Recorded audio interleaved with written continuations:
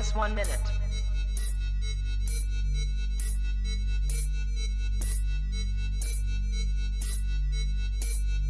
T minus 50 seconds.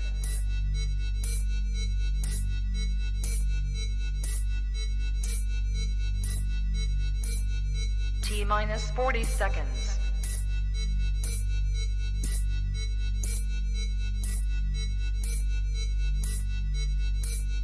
T minus 30 seconds.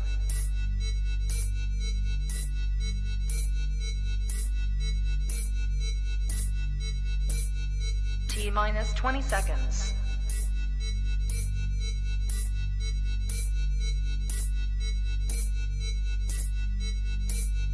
Ten, 9, 8, 7, 6, 5, 4, 3, 2, 1, 0.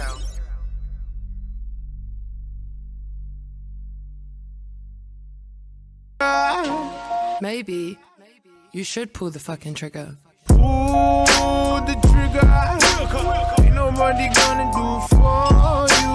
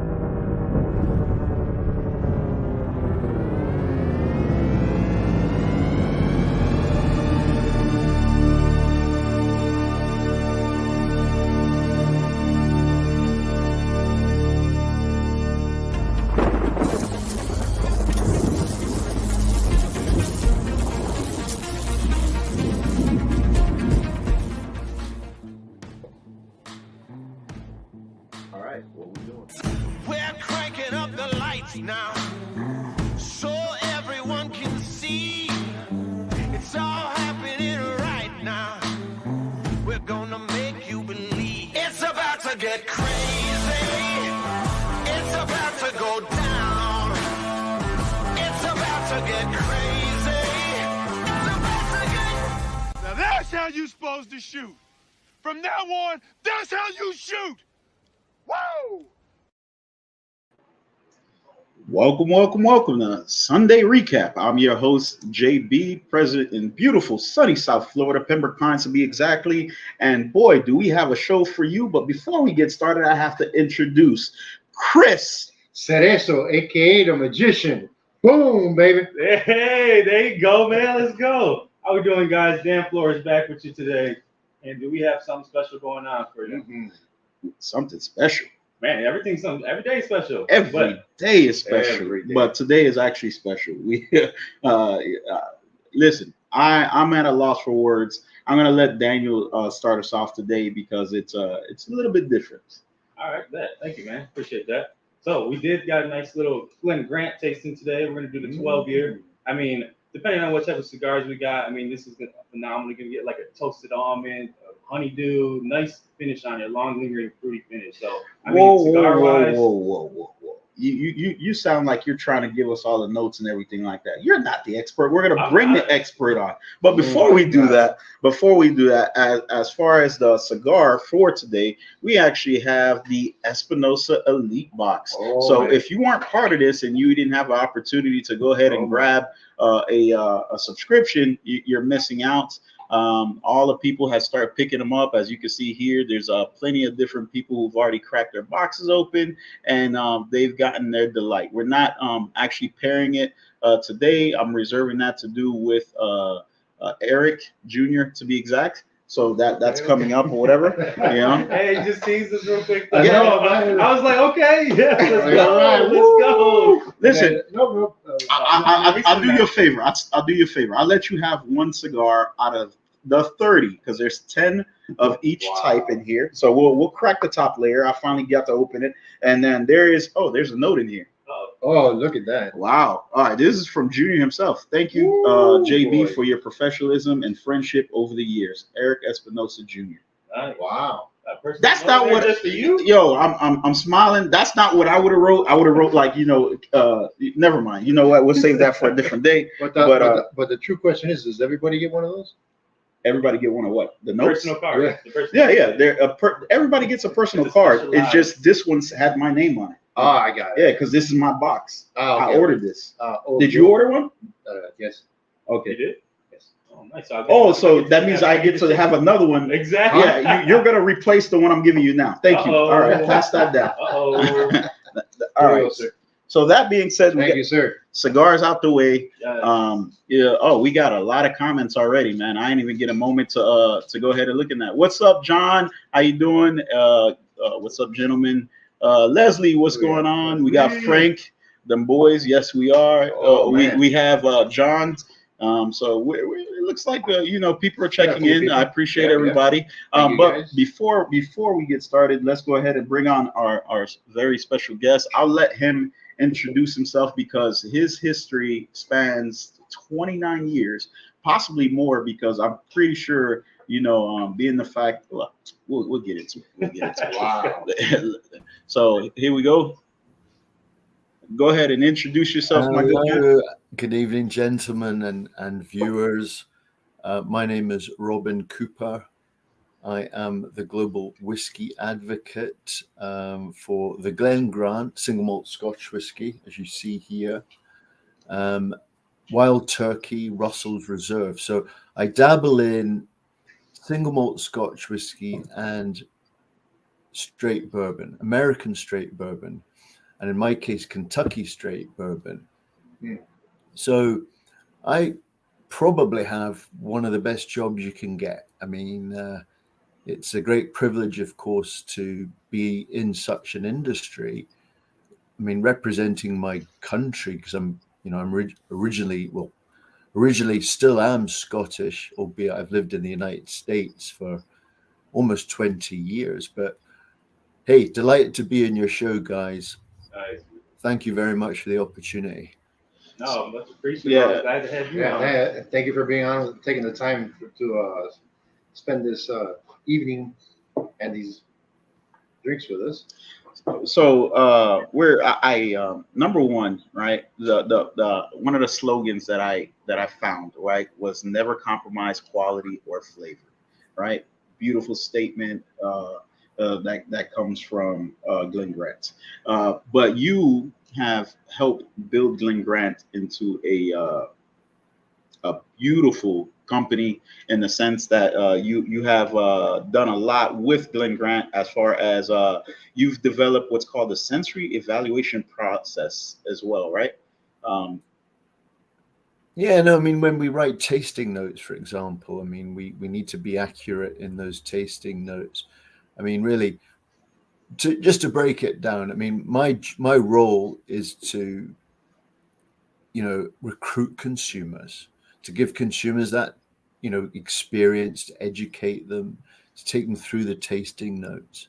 And so the other day I was at Primo Liquors with Daniel, in fact, and we had some of his whiskey customers, some of his Scotch whiskey customers coming into the store, tasting.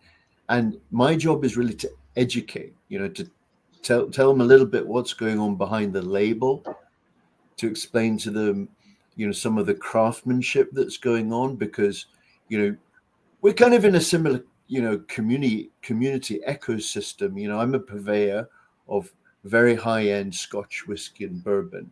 You guys are either working, enjoying that, consuming that, but also on the cigar side.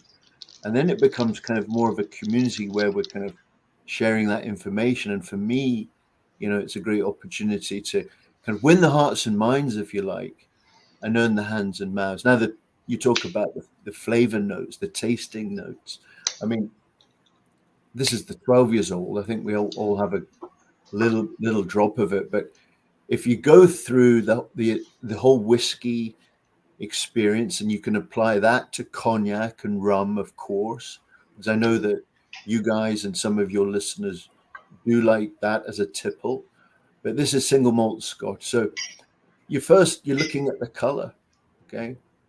And that's a lovely kind of golden sort of sunset color. You know, you're in Florida. I think the sun's probably already set. Yeah, daylight saving kicked in. Yeah. Okay, so just before it's set, you would probably see that, you know, lovely sort of golden color. Well, that's the color of, this is the 12 years old. And this is aged in ex-bourbon barrels. So that's going to give you all that caramel vanilla. But also a portion of it is aged in ex-Oloroso sherry butts. So these are the huge 500-liter casks that previously aged Oloroso sherry. And that's going to give, you know, those nutty, dry, fruity aromas.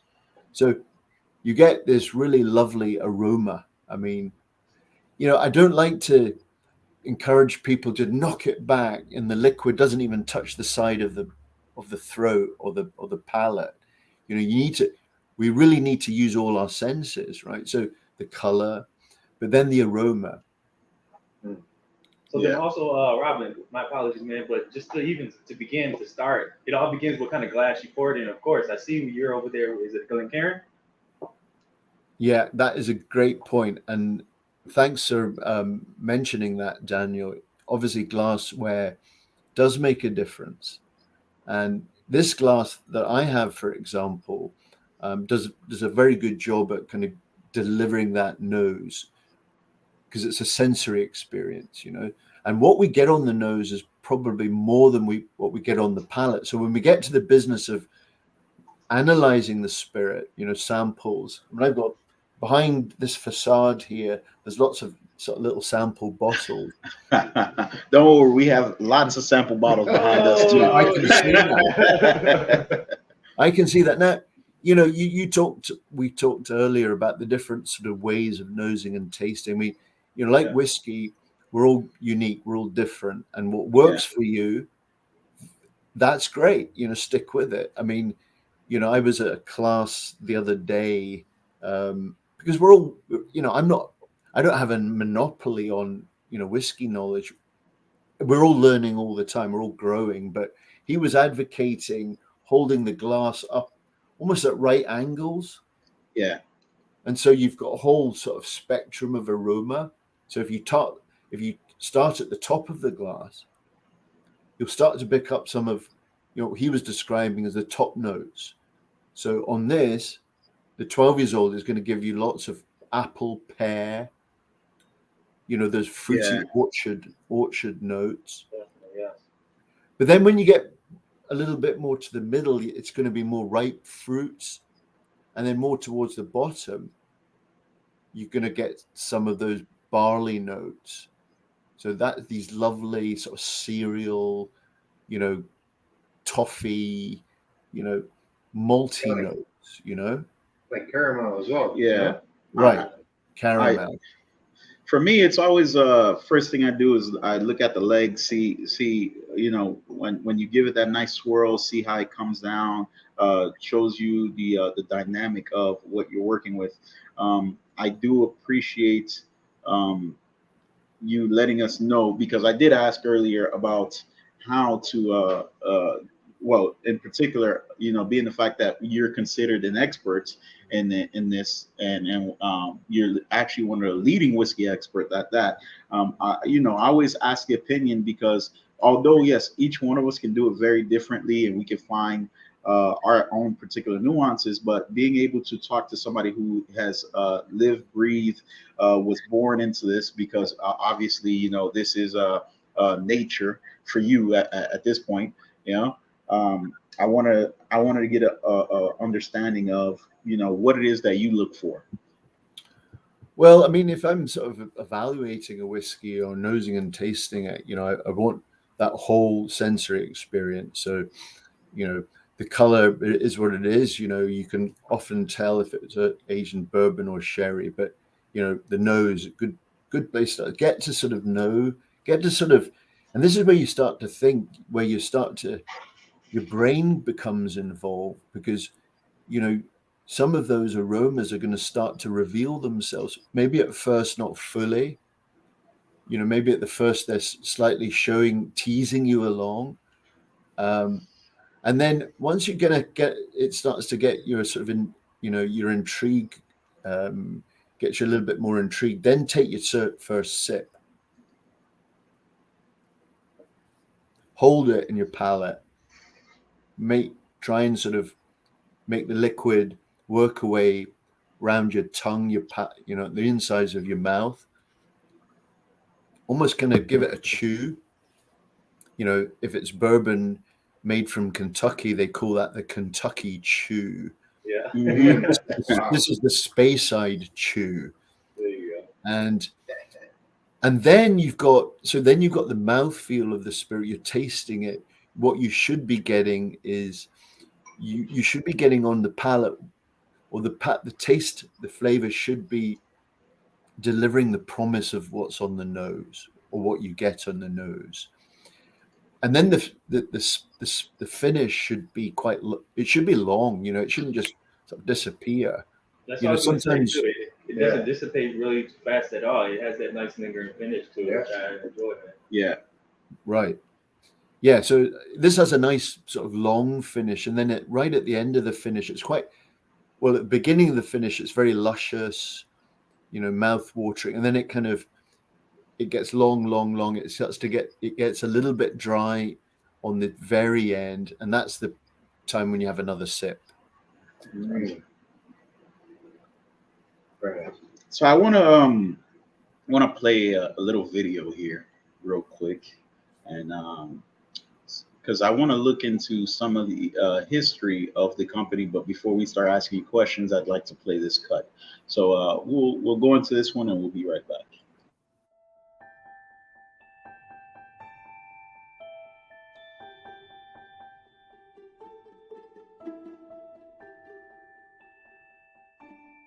Single malt Scotch whisky really is the gold standard of whisky. It's really made in small batches by experienced craftsmen such as our own master distiller Dennis Malcolm. My role is to ensure that every single drop of Glen Grant is made to a consistent high quality, so that future generations can experience it and enjoy it. I was born on site. My father and grandfather worked at Glen Grant. It was to be my life too. Glen Grant is built on years of tradition. Brothers John and James Grant established the distillery in 1840, but it wasn't until 1872 when the ingenious Major James Grant started to put the pieces together to make whiskey as it should be.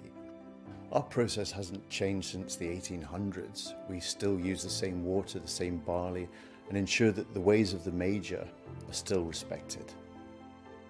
Our passion for the craft is reflected in every detail of our production.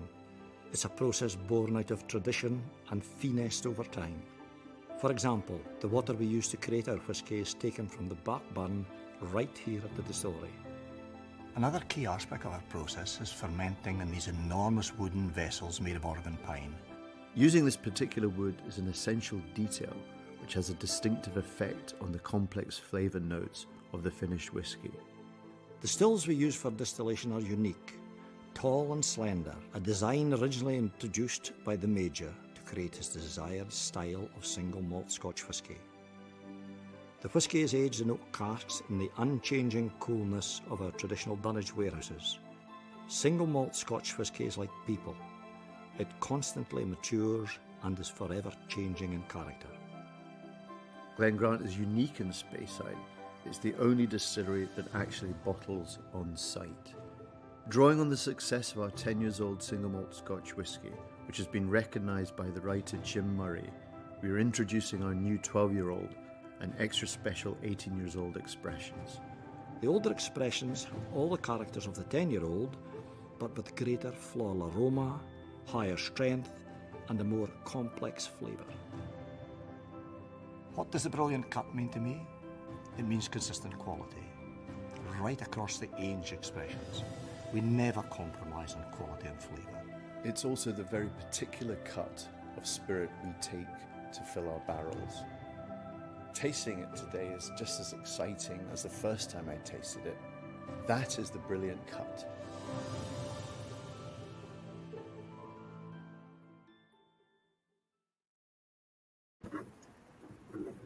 Wow, man. Wow, that is. I bought an electric razor since that was recorded. Oh man. Well, before we continue, we wanted to give a quick nod to our sponsors. Obviously, we have Drew Estate. Guayaba Cigars. DNC Custom Apparel. We have Espinosa Cigars, which is what we're smoking. Sean Christian. Cigar Oasis. And yeah, man, that's the lineup right now. But Sir. now that you guys have your cigars lit, Yes, sir. you know, and we have our beautiful expression in front of us. You guys have questions? Yeah, I got a question. So what is the evolution, you know, since you've been with Glen Grant? Can you explain a little bit of the history there, or? Yeah, I mean, I've been with the brand for about 15 years as a sort of face of the brand, but also as a brand manager. And my current role actually means that I'm involved, you know, I'm part of the global brand team. So it's great for me to, you know, be close to some of the, you know, decision making, you know, and I think that's what's, you know, special for me is that, you know, I've been associated with the brand for quite a long time now. So it's that consistency and continuity. But you just saw the film there. I mean, my association with the brand pales into insignificance when, you know, put next to our master distiller Dennis Malcolm. I mean, you saw him there on the film. I mean, he started in 1961. Okay, wow. He was only 15 years old. Okay, wow. Yeah, I mean, his father worked there and his grandfather worked at the distillery, and he was actually born at the distillery. And so his first job was so he didn't finish high school. Okay, and quite often, if there was a job going, you would take the job. And he was kind of lucky in a way that he was born there and his father and his grandfather worked there. But his first job was an apprentice cooper. And that's a barrel maker. Okay. And being 6'3" and no forklift trucks, height was an advantage, you know, and so was, believe it or not, mental arithmetic, because they didn't have calculators then. So barrels would have to be weighed empty, filled, and then you could gauge the bulk gallons, and then with hydrometers and thermometers you would gauge the alcohol strength.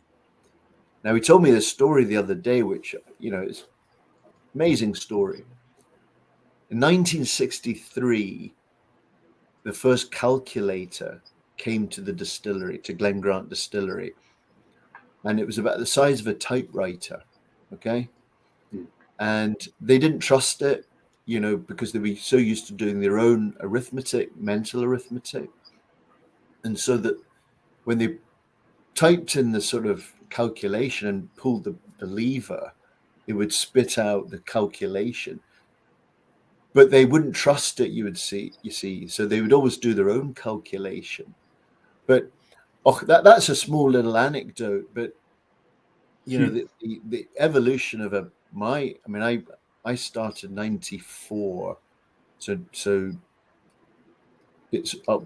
I'm coming up for 29 full years, and you know Scotland's a very small country. Okay, how many people live in Fort Lauderdale? I mean, what, more than 1 million?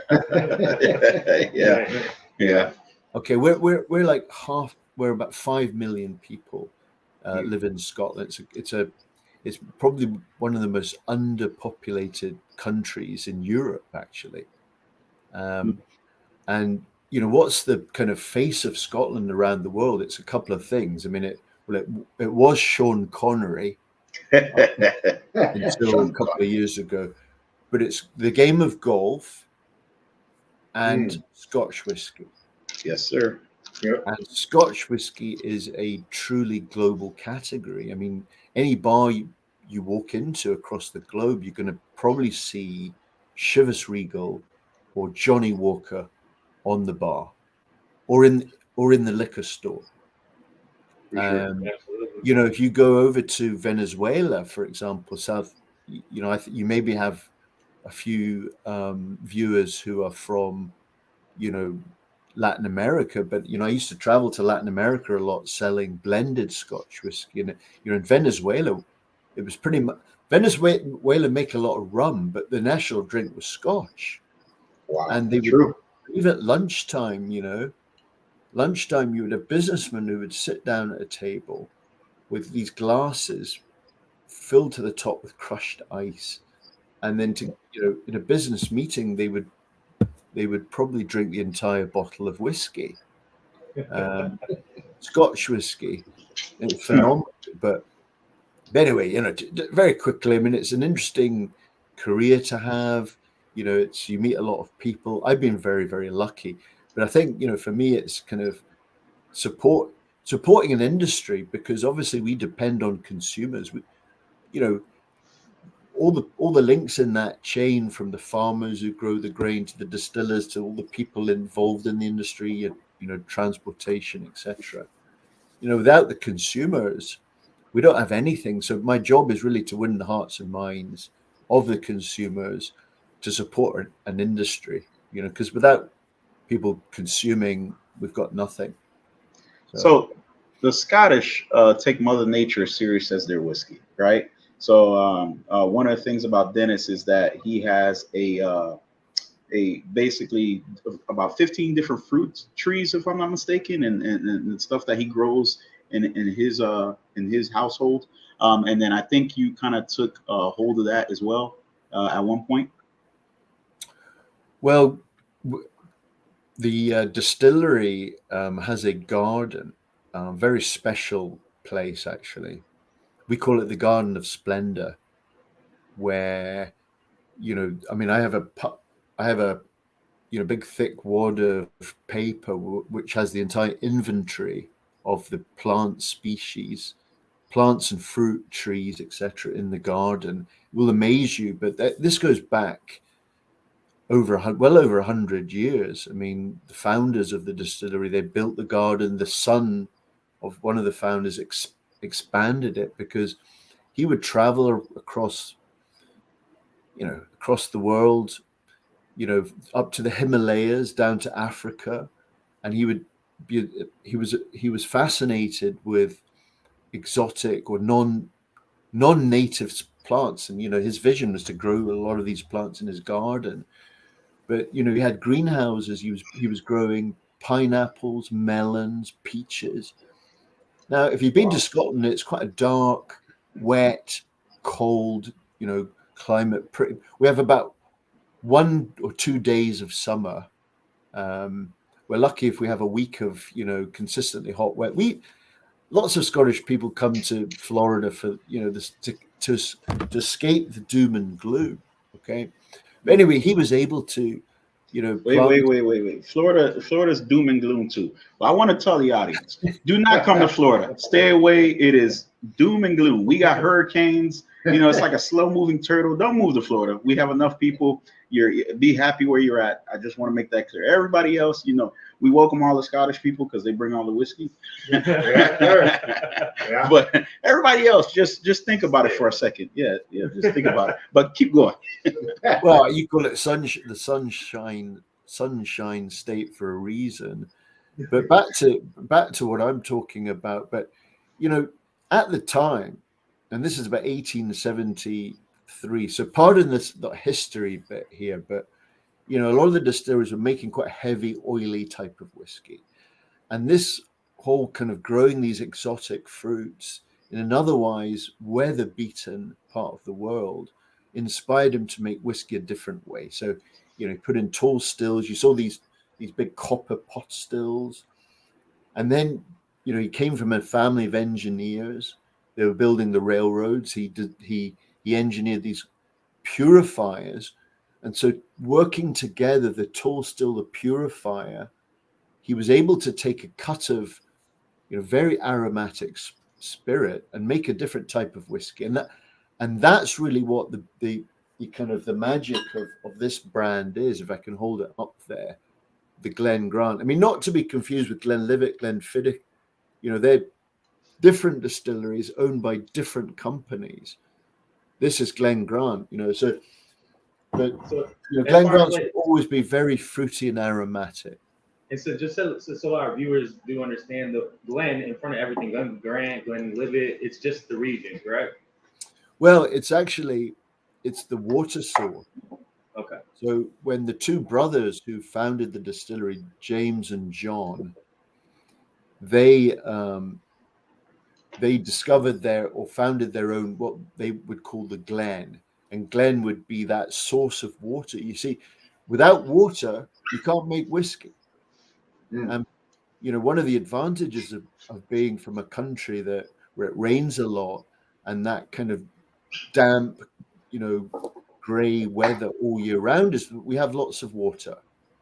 Okay, it's a bit like Kentucky, where you have that limestone springs and stuff, the limestone rich water. Well, we have lots of water, you see. So founding a distillery was really the water supply was very, very crucial. So they called it Glen Grant because Grant was their name, and in fact that part of Scotland, Speyside, so think about the big distilleries like Glenlivet, Glenfiddich, Macallan, Aberlour, Balvenie, they're all Speyside, okay? And one of the dominant families, or what we call clans, you've seen, Braveheart, the clan would be the dominant, family unit, extended family that would control that territory. Well, Grant was one of the dominant clans. So they had they were pretty well connected. They introduced electric lighting. They built the railroads. So this is quite an interesting time. Victorian era. They're building roads and tunnels and bridges, and so they're breaking through glass ceilings a lot. And of course having that water supply, that barley, which I've got here. Barley is the wonder grain. It's very, very complex, but and the know-how that sort of 600 years of distilling experience, that's very important. And I think that's one of the reasons why Scotch whiskey does command that almost like that gold standard. People take it a little bit more seriously. It shouldn't be stuffy. It should be very accessible, unless it costs thousands and thousands of dollars, and that's out of all of our reach, or mine at least, I would say. But certainly in the United States, it's always been marketed as an aspirational, drink. But the good news is that the new generation that are coming in, the millennials, now the Generation Z, they're now trying they're trying the cognacs, they're trying the rums, some of these dark spirits, and hopefully they'll continue to discover the bourbons and the single malt scotches. So no, definitely the consumer base, this palate is definitely changing. I mean, drastically from even before COVID. Now people are starting to be a lot more involved in what they're consuming, a better understanding. And from your traditional Scotch of a malted barley, there's a lot of different casks now. You got rye, you got all these port casks, Isla casks, and all these different finishes that are coming out that are people who are trying out that are very interesting, to be honest. Yeah, Daniel, that's a great point. I mean, the whiskey category is very, very broad, and whiskey is now made just about everywhere in the world. I mean, some of the most unexpected places. Who would have thought that they would be making, whiskey down in Texas or in Mexico or in, India? well, the Indians have been making whiskey for long time, but Taiwan and some of those places, but yeah. But anyway, as you were saying, I mean, but it's a broad church. You talked about the different types of whiskey, and here's where innovation really come into it. These different kind of barrels for finishing, or different type of adding different maturation, flavors, aromas, and that's what you see a lot. But you also see consumers who are. Someone said to me the other day they want more from their whiskey. I mean, and whiskey kind of lends itself. It's a bit like cigars. Human beings are involved in making, the product, the final product, and the subtleties and the complexities. So, consumers are kind of quite, into this kind of learning more about what they're drinking, and you see over the last 10 years, 20 years maybe. There's a lot more copy storytelling, on the packaging. Yeah. Turn it around, and you're seeing things like, well, obviously the age statement, but then the strength of the whiskey. I mean, this 15 years old, where you guys at Primo, you sell quite a bit of this. Well, it's aged in first fill ex-bourbon barrels. Bourbon will give a lot. That first fill will add a lot more flavor and aroma to the whiskey as it matures. You see, bourbon, American oak, is very high in lactones. So that first fill, that first interaction with our spirit from Scotland, distilled from malted barley, and that what we call first fill bourbon. So in other words, it's when it aged bourbon, the bourbon was removed. That empty barrel now engages with that spirit made from malted barley at our distillery, and then it's non-chill filtered, and that's another sort of facet of the whole whiskey story. And I think that's what's getting people really into it, because they're getting that little window into the sort of how the whiskey's made, that craftsmanship that goes on. Perhaps you don't really see it, but you're getting a little bit of idea. And we're finding more and more, because I'm a marketing guy, and we study consumer behavior, and we see that consumers are they're on that journey, that kind of curiosity journey. And you were talking about growing and learning. Well, maybe that fits quite nicely into this story we're talking about today, but it gets people into it, and then they start sharing it and discussing it, and they're getting into it a little bit more, and maybe they go to a whiskey event, a whiskey festival, and so this kind of cycle, this journey of discovery and exploration, and so on and so forth. And I think that you add that innovation, it gets people excited. And of course, with social media now, people are much more inclined to share those experiences and find like-minded people who share that same passion, and not it's kind of like it's almost like a perfect storm, and as an industry, bourbon, whiskey industry is doing very well, as is tequila. People are really getting curious about it. They're drinking up, they're trading up, they may be becoming a little bit more selective in their choices, or maybe go on, sorry. So no, I'm sorry to interrupt. How does Glen Grant then make the decision of moving forward, especially because you guys have made now these different facets, like all the different bottles that are behind you now?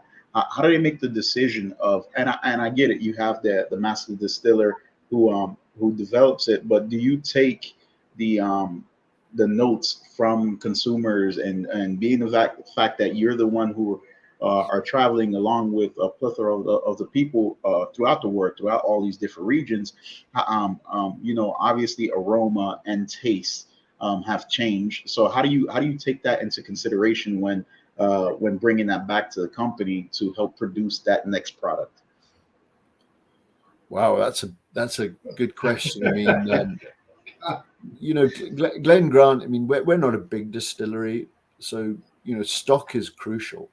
Having the right stock and having stock that maybe you can it's a small parcel of stock. It's a seam of stock that maybe could be launched onto the market as a limited edition, something special that's it's a little bit different from the core range, sometimes we're introducing new extensions to the range. I mean, next year we'll come out with a 21 years old. So we don't have ourselves huge stock. I mean, but stock's very precious. But we're very focused on what we do. You see, we don't really respond to what the latest fashion is. I can't speak for other distilleries, but we're not going to do, a Bordeaux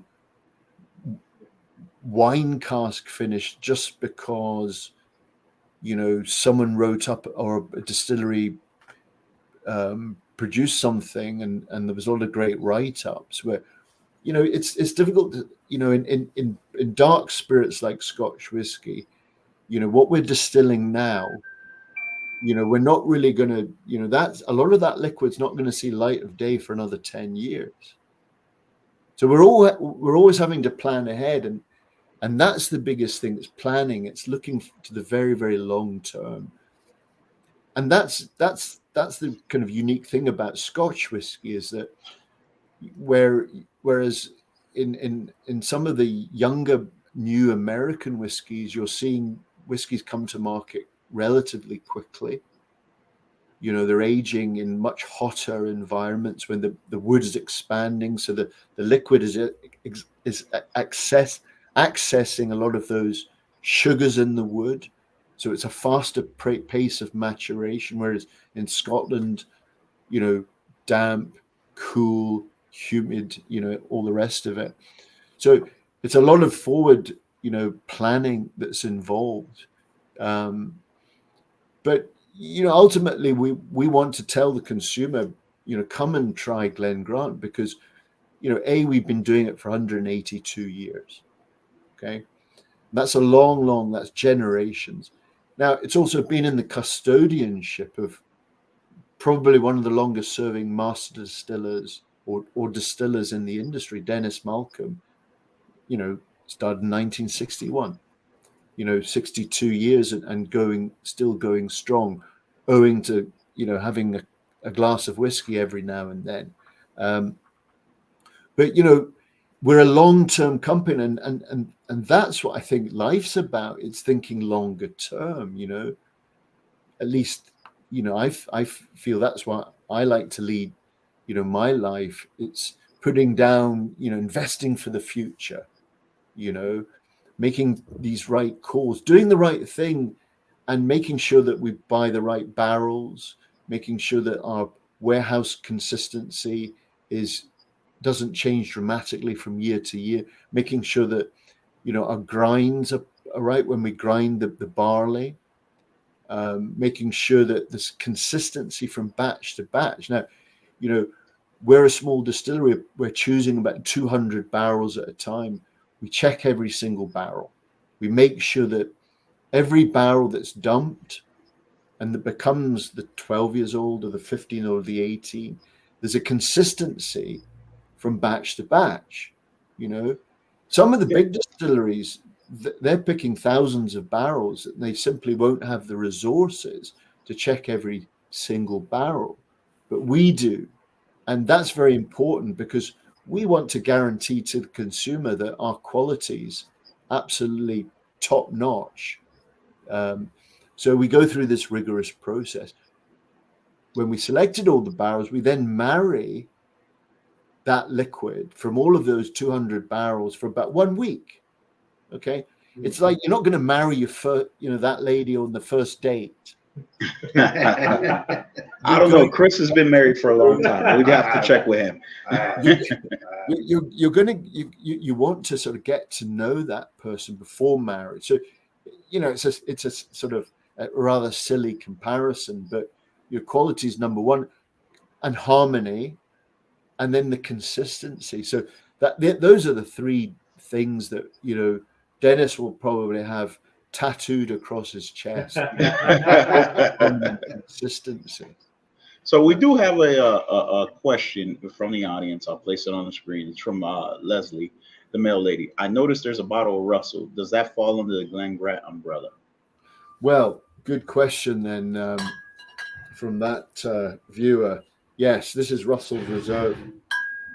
So Campari is the umbrella company that owns the Glen Grant Distillery, the Wild Turkey Distillery in Lawrenceburg, Kentucky, and where Russell's Reserve is made. And Russell's, the name Russell is the name of the master distillers, Jimmy and Eddie Russell.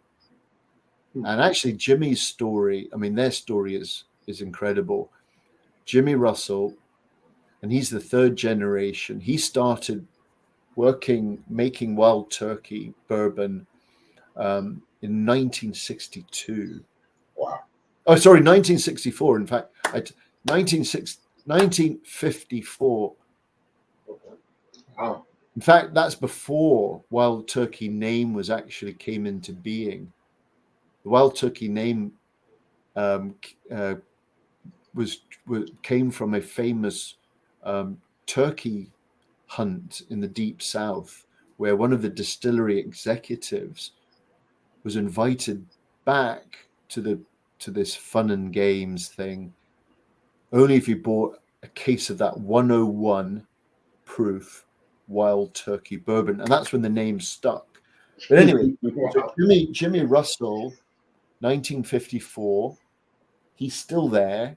His son Eddie Russell, 1981, so he'll be 42 years.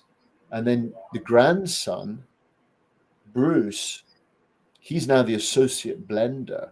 So anyway, so just a little sort of insight into this one is that the Russells, the committee of Russells, two of them will be the ones that pick the barrels for Russell's Reserve from the center cut of timber rickhouses, and that's kind of the sweet spot. So that's Russell's Reserve. So Russell's Reserve is made at Wild Turkey. So our parent company called Campari, which obviously the aperitivo, we have some Amaros, we have Aperol, we have Sky Vodka, Aperol, Appleton rum, Espolon tequila. We just bought an investment into Howler Head. Oh wow! Oh, okay. Wow. That's the banana flavored bourbon. But this guy Chris knows that stuff really well. Oh, I know nothing about any of that stuff. My background in sport was rugby and soccer, but these would be considered, our fine whiskies, along with obviously Wild Turkey and some of the higher end expressions. But that would account for Russell's, and this is the 13 years old. And this is very, very. One of the things that's driving a lot of interest in some of these dark spirits is that rarity is becoming a bigger part of the whole story, because small number of barrels are often selected and bottled, and when it goes, it's gone, or there's only a very limited supply, and of course more and more people are getting into it. And so that means that Daniel is having trouble keeping some of these items in stock. Oh, trust me, we know. It's hard enough for us to get bottles for the show. You see, we got the 12. We're blessed with that. With the 15, 18, man, those sell really well, bro. Especially the 15. And then Leslie, that was a great question. But real quick, just to recap, Robin, how you said on the boxes alone, how the consumers actually look for like the tasting notes, the ages, age statement, the barrel finishes. It also goes in like as to depth where I got customers asking me as far as like the master distillers, like as far as meeting up, as far as doing different events to meet you, because you even came to Primo Liquors and we sold out of that event. There were so many people there that wanted to meet you and just to actually see hear your experience and what you had to say about Glen Grant. So we already have a person saying that they want the Russell 13 located and ships. Man. So just because it was spoken upon, so now you're gonna have to make that happen, Daniel. That Robin knows, man. That bottle is very allocated. That's a gem. I mean, Primo Liquors does get allocated bottles, but we had a small selection of those, and I mean, they didn't even sit on the shelf. Those were gone before we even knew it. Wow. Yeah. So we are partaking in the 12, but and I want to delve into the 12 a little bit more, being the fact that that's the one we're partaking in. But before we do that, let's go to a quick commercial break, and we'll be right back.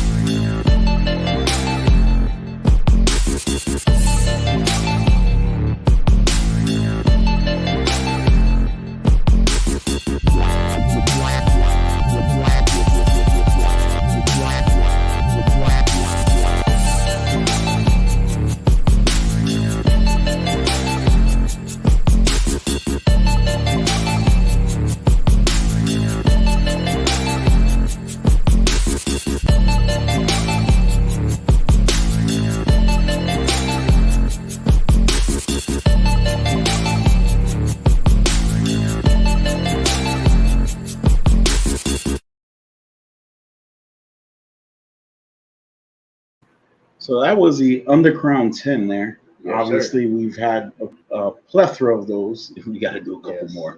One of those cigars that I truly enjoy. Definitely are. But you guys see how they take the production of their cigars very seriously.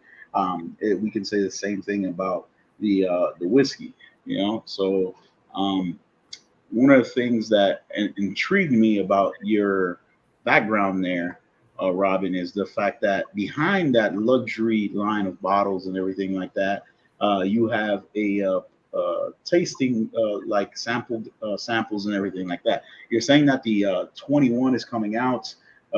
So how does and I know you can't give us too much, but look at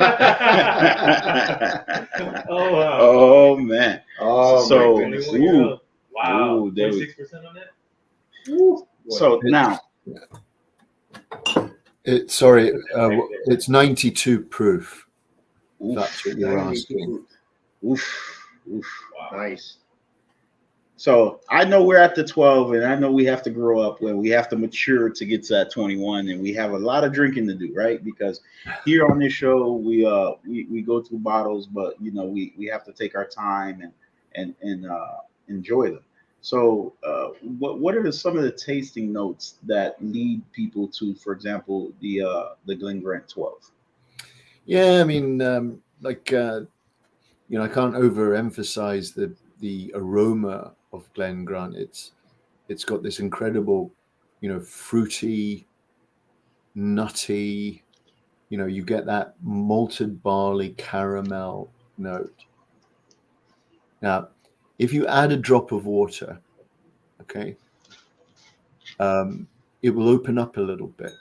And some of those aromas will start to sort of reveal themselves a little bit more.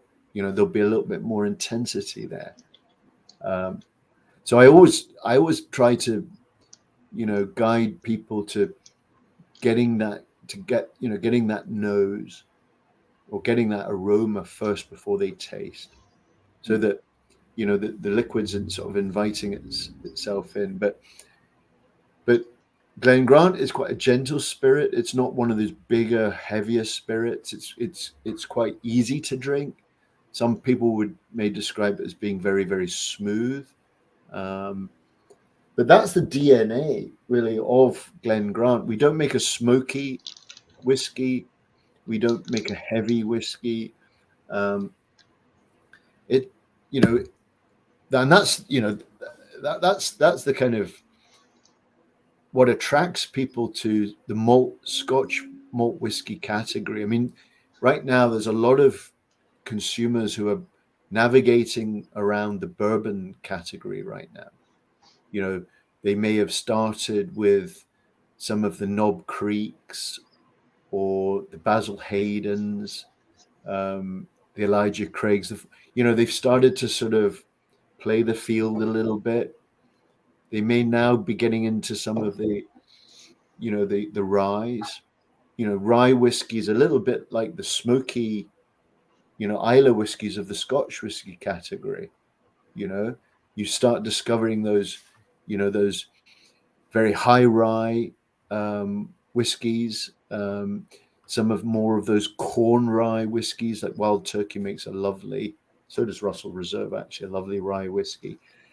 And now they're probably getting into some of those American, you know, new whiskeys, some of the Texas brands, some of the, you know, some of the bourbons, and especially some of the single malts that have been made, you know, outside Kentucky, you know, from the Pacific Northwest. I think that the next frontier for many of those explorers who are dabbling across the American whiskey world right now will kind of look over the horizon and they'll see the breadth and the diversity of Scotch whiskey. Because Scotch whiskey, I mean, despite the fact we're a tiny country, we do make about half of the world's whiskey in, you know, in global terms. Wow. Like I said earlier, you know, Scotch whiskey is a global category. So, you know, all across the world, you know, bourbon's beginning to sort of go beyond America's shores. It's beginning to establish, you know, little sort of bridgeheads in certain market, Germany, a little bit of bourbon action happening around Asia now. But I think, you know, people are getting into whiskey. People are curious. They're exploring. They're discovering. There's so much choice out there. Yes, And it's almost like we're there is. you know, it's almost like a golden age, you know. And there's so much good whiskey on the market, and particularly in Primos. I mean, that massive wall of whiskey. I mean, Charlie and the Chocolate Factory. Exactly. Oh, yeah. You kind of already answered this question, but I have two for you, man, that I would definitely love to hear your insight on it. As far as like Scotch whiskey, I know how they take pride in it and have nice consistent flavor. How would you compare Scotch whiskey to American bourbon and Scotch nowadays? And then also another question, Scotch whiskey. I know it doesn't have an E in whiskey, opposed to other ones, Canadian whiskey and American whiskey. There's certain laws in that. Can you give a little more depth in that as well? Well, I tell you, Scotch whiskey and bourbon are very highly restricted. I'm talking about production-wise. Probably two of the categories in distilled spirit has more rules and regulations than any other. So on the bourbon side, it's the federal standards of identification, and that's the U.S. government. strictly telling, or governing how bourbon is made. And in Scotland, it's the Scotch Whisky Association. So the British government allows the industry to sort of, manage itself. But your other part of your question, and there's lots of different, weather and, types of distillation, the grain, the water, exactly. etc. You can go on. I could go We on. could go on and on about it. Absolutely. Into next week, but but yeah, the word whiskey. There's two spellings of the word whiskey. There's whiskey with the E, which is how it's spelled in America and in Ireland, and then there's the word whiskey, which is spelled without the E. So think about Canada, India, Japan, Scotland. Now, there's one thing that's common to those countries that make whiskey without the E and those countries that make whiskey with the E, is that in America and Ireland, there's actually an E in the spelling, but there's no E in Canada, Japan, Scotland, India. That's one way of kind of remembering it. Quite often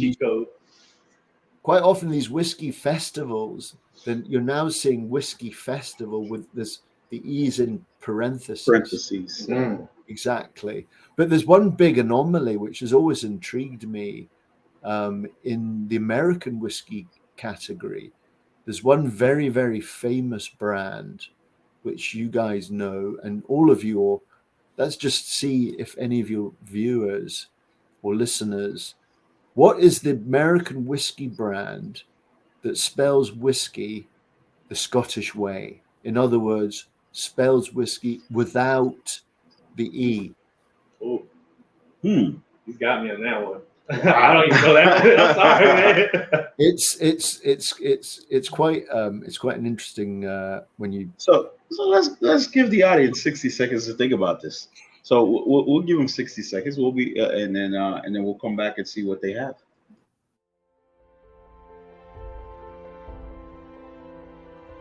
Glen Grant is built on years of tradition. Brothers John and James Grant established the distillery in 1840, but it wasn't until 1872 when the ingenious Major James Grant started to make single malt as it should be. And we still respect these same processes to this day.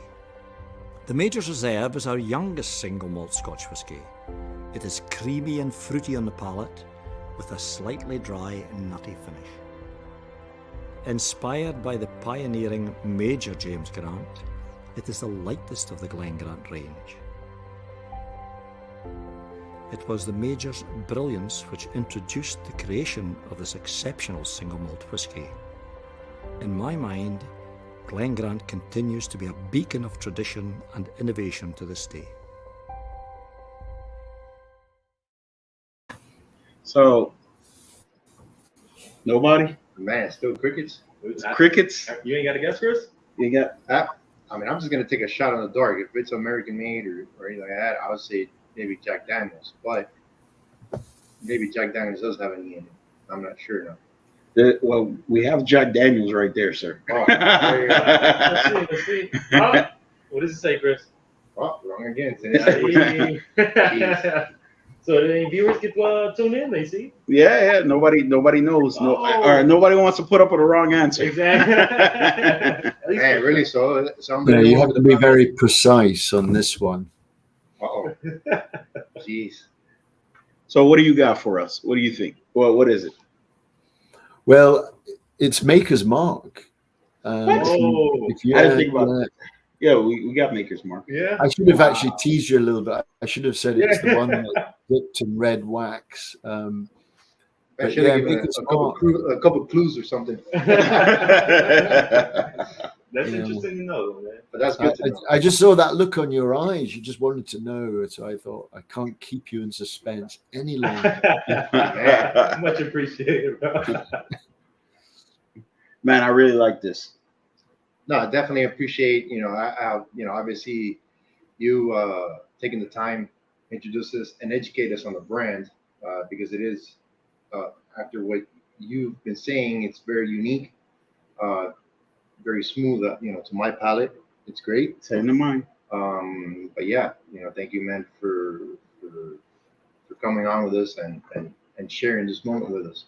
Absolutely, Robin. Your knowledge, man, is definitely there, bro. We appreciate all that. The knowledge, the info, just being here with us, bro. It's definitely keep flattering me, and my head's going to start. No, listen, it's a pleasure, guys. I mean, it's a people industry, and we depend on yourselves and giving myself and others the opportunity to we embrace the cigar community, obviously, and I've done a lot of cigar dinners, and and there's a kind of magic when cigars and well-made spirits, not just Scotch, but come together, and there's that appreciation for the craftsmanship. And you saw it in that that little video just there. There's human beings are involved, and we're harnessing Mother Nature, and that human ingenuity can bring you something that is absolutely fantastic. So, but again, thank you very much, gentlemen. So if you guys like what you see, just like, comment, and subscribe. Wait, what? Say what? Wait. Like, comment, and subscribe. No, I didn't hear you. What did you say? Like, comment, and subscribe. Caught in the crossfire. It's caught in the crossfire. So we have some thank yous coming in. Leslie says, thank you, Robin, for all the information and education. Definitely this has been one of the ones that I had highly was looking forward to. I definitely regret now missing the masterclass that you put on at Primo's. So I'm definitely going to be on the lookout for when you come back, whether it be in the coming years. I'm definitely going to be the first one there, because now, being the fact that we've delved into the history of Glen Grant, I'm going to have to do more research in drinking and definitely be even more prepared with a plethora of questions for you when we see you in person. This has definitely been an honor, a pleasure, and you definitely deserve a round of applause for your performance today. Oh, thank you, guys. I will be back to Florida, so I'll make sure that I'll reach out. But so I just click on the leave the studio. No, well, I got. So how do people find you? Oh, I mean, so at Robin Coupar. So should I just put it on the chat? Yeah, you could definitely put it in the chat. Okay. And because there's people watching on several different platforms. On our side, it's on the right hand side. So you may, if you can, I'll go ahead and I'll definitely add it to each of the broadcasting locations towards the end. But if you want to tell them, we'll gladly do that for you. Yeah, I mean, it's at Robin, ROBIN COUPAR at Robin Coupar. Not Coupar. Coupar. OUPAR. COUPAR. Correct. And, all right, there we Robin go. Robin with an I, not a Y. There you So go. That's it. So it's dropped in the comment. Thank you so much for your time. We highly appreciate it. We'll go ahead and close out the show, and we'll see you in the green room in a second. So, well, guys, that is it. I mean, what do you guys think, man? Obviously, we had the opportunity. You brought this bottle in from Primo Liquors. This was highly anticipated. We were definitely trying to allocate more than just the 12 year. But as you said, you guys sell out stuff way too fast.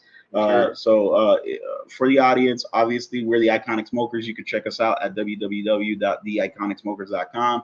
You have Espinosa Cigars, which is www.espinosacigars.com. And you have Drew Estate Cigars, which is www.drewestatecigars.com. You guys have any final comments?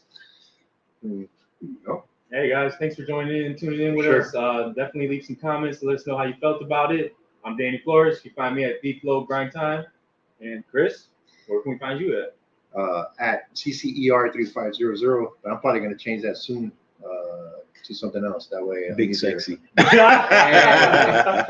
don't, Julie's listening, man. Don't do that. Don't blame it on Julie. You got him back in the show, man. Come on, bro. Hey, listen, man. I need more table space, man. I'm just saying, you know, maybe we could give her on timeout for like 2 episodes or something. We got the boom bag, bro. I got the hat matching. We got the shirt on, bro. So matching and everything. We're in sync now, bro. We're ready to roll. Let's go. All right. Well, on that note, bro, we'll catch you guys on the next one. Peace. I'm